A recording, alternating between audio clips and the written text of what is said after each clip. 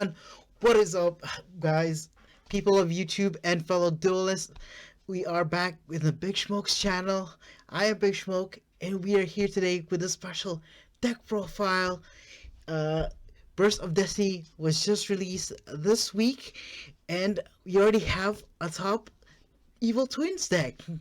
As you can see at my screen here, I'm also with my boy Cole. Cole, would you introduce yourself? Hey guys, I'm Cole. You gotta have a nickname for your man, bro. Oh my gosh. Oh, bro, you can edit this, right? All Hey right, guys, it's Cowboy Cole here. How's it going? there you go. All right, so Cowboy Cole with the Evil Twins deck. What's your record by the end of the day? So I went X1 in Swiss, and then we played out Top Cut, and I was undefeated in Top Cut, and I won. Awesome, awesome. All right. Any shout outs before you start? Yeah, shout out to my boy Swifty. We theoried this deck a lot, and we're both planning on playing this, so a lot of the theory for this deck comes from him. Awesome, awesome. All right. So it looks like starting up from above, we have our Evil Twins. Could you just slowly go through your choices and why? Alright, so the first card in the deck is also the worst card in the deck that I don't really want to play, but you have to. So it's the Big Evil Twin. This is like mandatory for the Link 4, and like it sort of makes you win some control matchups, and like it's your out to floodgates, but it kind of sucks to draw. I summoned it once after I rebooted a trap player and got some free value, so that was pretty neat. After that, we have 3 of each normal summon. I think I might play 2 of the red normal summon in the future, but we'll have to see, and put home to 3. Why would you Then we put play. a two? Why would you play just two? So the reasoning is the blue one summons out Frost from the deck, and Frost is actually like impactful in Graveyard. So Frost and Treat are the deck's 2 extenders, and they both have Graveyard effects while you have one of the Link Twins on the field. So Okay. Frost, you can banish her from the grave when your opponent adds something to draw a card, which is, actually pretty impactful. As you can see, we're playing a lot of good power cards. Mm-hmm. Treat, when an evil twin is attacked, you can banish her, then target a face-up monster your opponent controls, and then it loses attack equals the damage you took. So it's sort of infinitely less impactful in the game state than Treat is, so or than Frost is, sorry. So Okay. that's why we're playing that ratio. Okay. Then for the spells and traps, we have 3 passwords. This searches any of your evil twin or live twin spell and traps. Mm-hmm. So that gets you to your sort of your starter Sunny Snitch. So Sunny Snitch adds a live twin monster, which gets any of your starters. So the starters work when they're summoned and you have no other monsters on the field. You can special summon the other name from the deck. So Lila gets Frost, Okay. Kisakil gets Treat, or Okay. they get the other normal summon. Alright. Then after Sunny Snitch, we have Home. So Home makes us discard a card, and then we get any of the live twins from the deck, and then it locks us into evil twins from the extra deck for the rest of the turn. This is like important, and I'm thinking about playing 3. Like it's the only way the deck really plays around stuff like Nib, Gamma, Strike. We can play around like the soft interruptions like Veiler, Imperm, stuff like that pretty easily, but Okay. if our normal summon gets blasted by Gamma, we can have a rough time for sure. Okay. And then we're just on one challenge. Like this is a nice, say you do your combo and you have a password or you just draw it. You can set it and it like provides interruptions through stuff like Bell and Droplets, Dark Ruler. It lets you keep playing sort of. Okay. The whole point of the twins, we'll get to the extra deck after. So then we're playing hand traps. We're on 3 Ash, Mm-hmm. 3 Veiler, 3 Mm-hmm. Nib, 3 Imperm, and 1 Bell. Mm-hmm. Bell is mainly just here as a cross-out target because the deck can be hurt by Bell pretty bad, but it's Yeah. also like probably the 5th just best hand trap you could play in the main. Like I don't think I'd main Gamma just because it's not super great going first in this deck. Okay. Ash, Veiler, and Imperm are all pretty explanatory, just that they're generically good versus the meta. And Mm-hmm. then Nib is a little greedy, but if you see Nib and one of the other hand traps, it's obviously super cracked. Like you probably Yeah. win that game. Wouldn't Nibiru like hinder your plays? It can. So if you nib, you can be put into like a super awkward position where a twin won't get another twin, and you kind Mm-hmm. of have to ride those games out with your generic cards. There's ways to play around it. Like you need to see nib 2 extenders, which is not great. Mm-hmm. But when you nib your opponent for a lot of value, usually you're super up and you can afford to like I don't know slow roll them. Yeah. Yeah. That's true. And really, the slot where I'm playing Nib, I don't know what hand trap I'd play there instead. Like I said, Bell's not super amazing in this format. Mm-hmm. Nib, at least, I don't know. It outs the big combo decks. Okay. Okay. And then obviously droplets. I think like this is probably better than any of the hand traps. Like it doesn't Yeah. get hit by crossout very often. Yeah. It's just a strong card, and it makes the Mm-hmm. matchups like Drytron, VW, and any of the hard combo decks a lot more manageable. Yeah. Yeah. Cool interaction in this deck is if you normal summon one of the twins that special another from deck, you can chain droplets to its effect and negate something. Then you can get the other twin that special summons from deck. So when it's summoned, you don't have a board because droplets has already sent the other twin for cost. So you Mm-hmm. can use that twin you summoned off the twin to get a third twin. So you Mm-hmm. can sort of gain some advantage off droplets that way. Okay. That's actually crazy. It's pretty cool. It came up a couple times. And then I'm playing 5 like going first power cards. I'm only on 1 talent because I think it's just worse than the other 4, and I wanted to play a 5th one. Just because Okay. you see it, and like sometimes your combo gets interrupted, and you just want that card to help you play through it or punish your opponent. Yeah. This deck has, when it's going first, it's got like in-engine outs to pretty much every hand trap, except Nib. Sometimes you're only out as home, and that's a little bit awkward to use. Yeah. That's why we're playing the crossouts. And then talents is obviously like nuts. But another thing in this deck is you can get messed up by talents. So Mm-hmm. being able to cross out talents from your deck has actually saved me quite a few times. Oh. Okay. All right. To the extra deck. Extra deck, we're playing 3 of each of the twins. So the way that the evil twin link 2s work is when they're specialed, if you control the other name, so if you summon Kisa Kill, you have Lila. If you summon Lila, you have Kisa Kill. They both apply an effect. The blue one pops a card, and the red one draws a card. The red one's sort of like the way this deck actually wins. It generates you crazy advantage. Like it in combination with Frost, you can draw upwards of 3 cards by your opponent's first action on their turn, which is pretty strong when you're playing this many generically good hand traps. And then they also, if you don't control the other name, they can special summon the other name from your graveyard. So they provide some quick effect like interruption on your opponent's turn. Okay. Then we're playing 3 Sunny. So Sunny is like sort of the deck's end boss monster that brought it all together from Burst of Destiny. So you contribute her to special summon the 2 names from your graveyard, which may not seem super impactful, but what makes it so impactful is you can summon both of the twins at the same time, and you can get both of their effects now, which you weren't able to do before Burst of Destiny. And a cool interaction in this deck between Sunny and Nib is you can go Sunny chain Nib. The Sunny gets off field, your Nib resolves, so it clears their board, and then you get your 2 twins to get interruption and to draw. Damn. Like, pretty impactful. Yeah, that's pretty good. It works that way with Torrential Tribute as well. I just don't have room to play Torrential right now. Oh, okay. And the other effect of Sunny, as an ignition, it banishes itself from the graveyard to mill an evil twin. So that's our big brick there we're playing. Then it non-targeting sends anything on the field.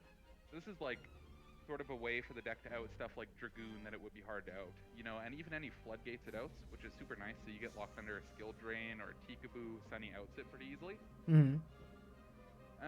Yeah, that's all that Sunny really does for the deck. Then we're playing Decode Talker Extended. This may seem a little weird, but it's part of an OTK combo.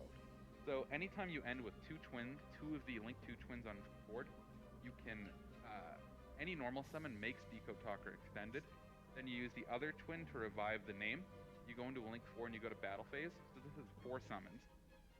You can attack with the Sunny, then you contribute it for the 2 Link 2s from your graveyard. The Decode Talker gets an extra attack and 500 for each of the twins.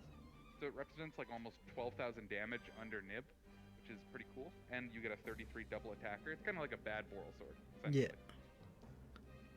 I think it Then might we're be on the better. I think this would be like a better Sword in this deck anyway. Oh, certainly in this deck. Yeah.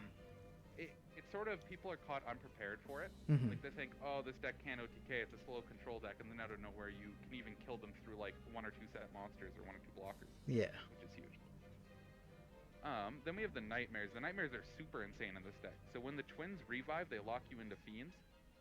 But luckily, all the Nightmares are Fiends, and it's super easy to co-link them together with the twins. So you can plus super easy and like link ladder up with Phoenix, Unicorn, and sort of generate a lot of advantage while breaking your opponent's board with them. Abomination's pretty cool. He doesn't come up very often now that we have the Sunny Send, but there's certain board states where you can make him like against certain control decks that are like summoning monsters. You can summon a bomb, and he sort of clears a lot of back row just on his own. Mm-hmm. Then we have Goddess. Goddess is also a fiend, so she's super good in the deck. Obviously, she outs stuff like the Dragoon, the Arrival Cyverse, so she's important for that. Like, Arrival Cyverse is a card we otherwise just straight lose to. But she also comes up in board breaking. Like, I won a game against Tribe by sort of making her when he didn't expect me to. Mm. And then Ip. Ip is sort of a holdover from when we were playing Parallel. Like, she doesn't get made very often. You have to open super awkward hands. But when you can make her, you can enable some stuff like Goddess on their turn, or a double pop with Abomination in the Lilla, which is super nuts versus any deck that's like setting back row. Trying to combo on you. Alright. And on to the side deck. Alright, so the first card we're on is 3 Lancia. I think this is like, I don't want to say the best hand trap, but it's the best hand trap versus a significant number of the meta decks, like Dragon, it's decent versus VW, it's decent versus a couple of other rogue decks floating around, so I think it's probably the best sided hand trap you could play right now. Okay. It even shuts off stuff like Crossout and Call By, which may not sound important, but shutting off Call By versus our deck is strong, because otherwise it messes up our Sunny plays. Okay. And next one. Then we have Gamma. Gamma's like sort of similar to Lance, where it's like generically good this format, and it's like super impactful going second versus the decks like Dragon. Sometimes it's even alright going first, because a lot of the time we're only ending on the Sunny. So if we end on the Sunny and we use it and we get hit by, I don't know, Bell or an Omni Negate, we can chain the Gamma and sort of use that to blow them out with something they're not expecting. Okay.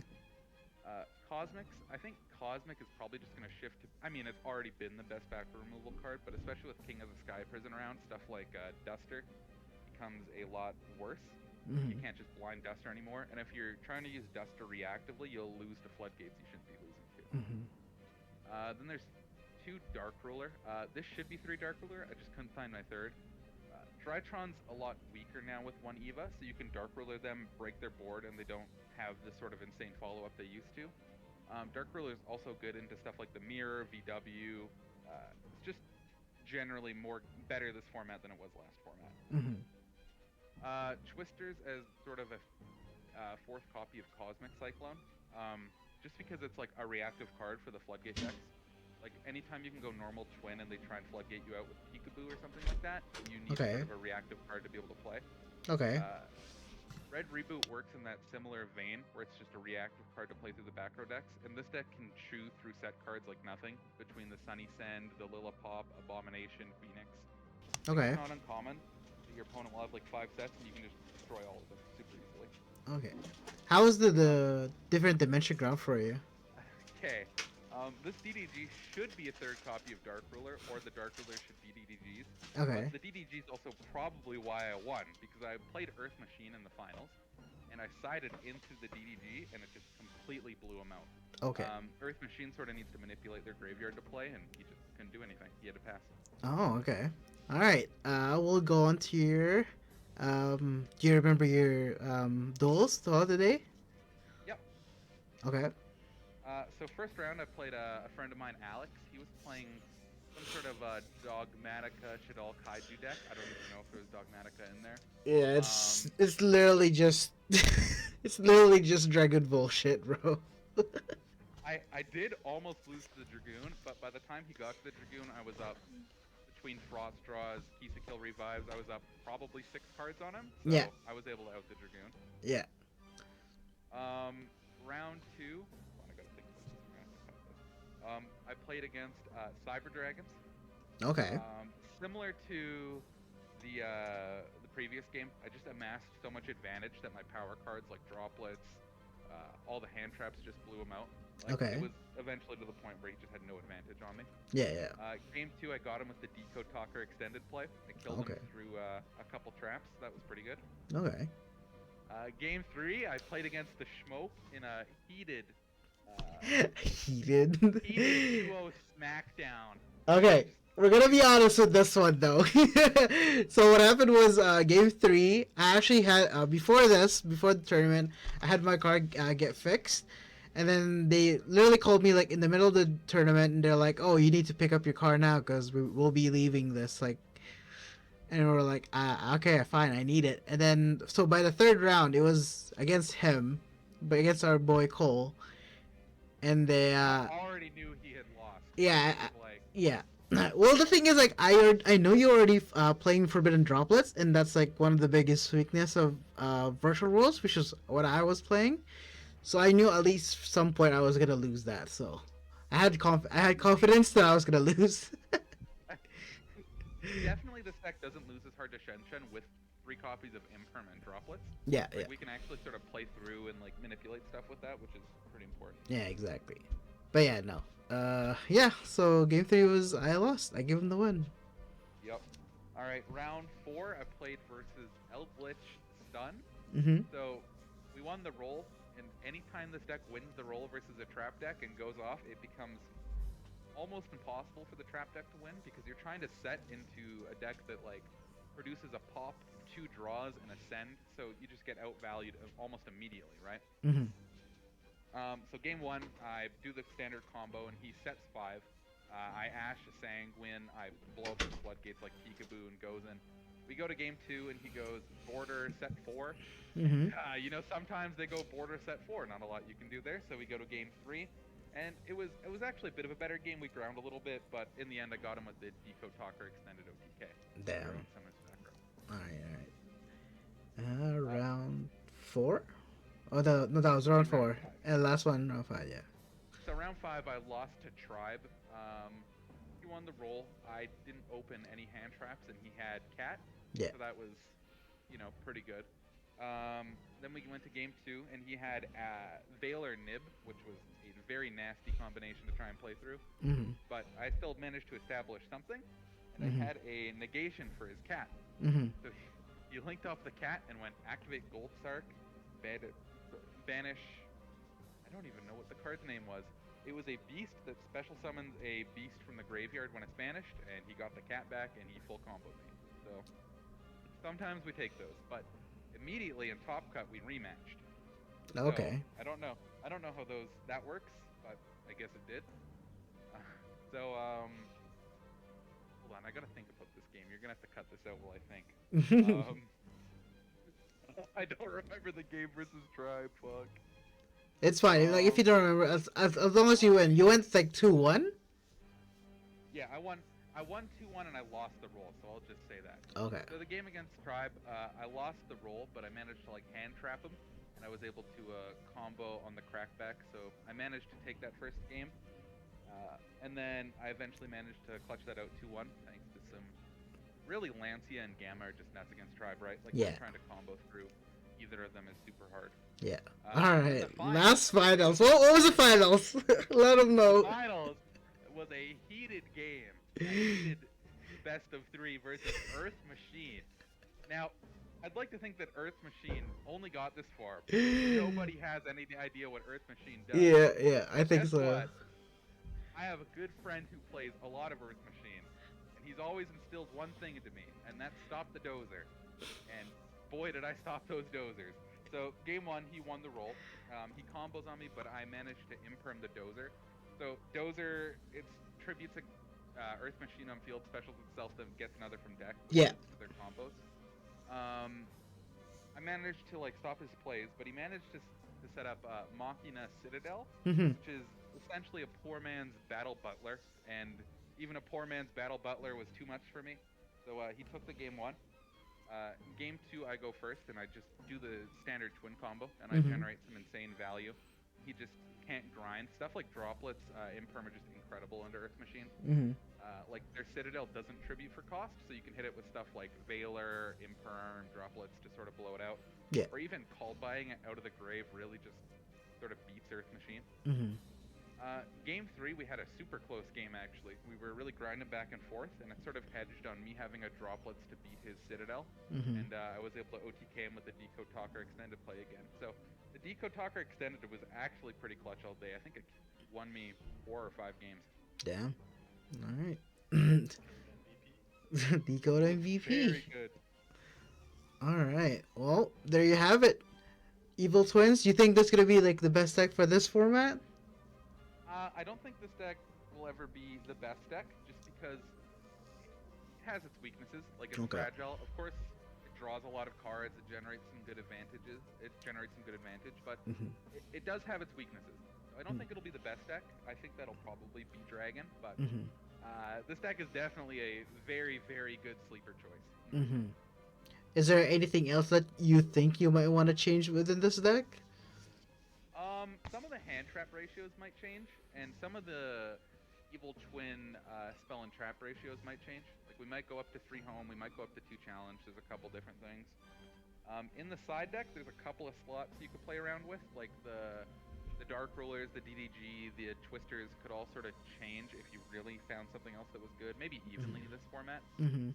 And the IP, if you're not on parallel, there's a couple of other things it could be. The slot very rarely comes up. Mhm. And you could also play the Zeus package. It didn't come up for me all day, but it is a very good package. Making a format Zeus is, pretty good. So what do you add with like what exes would you add with Zeus? It's the Sky Centuria card. So if it attacks something that can't be destroyed by battle, you can detach a card to bounce it, which actually can come up to with stuff like Winda. And then it's just Downard Zeus. It's a rank 2 generic, so you can just make it with any of the level 2 twins. Okay. Well, awesome. Thank you, man, for showing this awesome deck. And hopefully you'll get another one. Win the next Yeah, one again. stay tuned. You'll see some new spice next weekend when I run the tournament. All right. Thank you so much.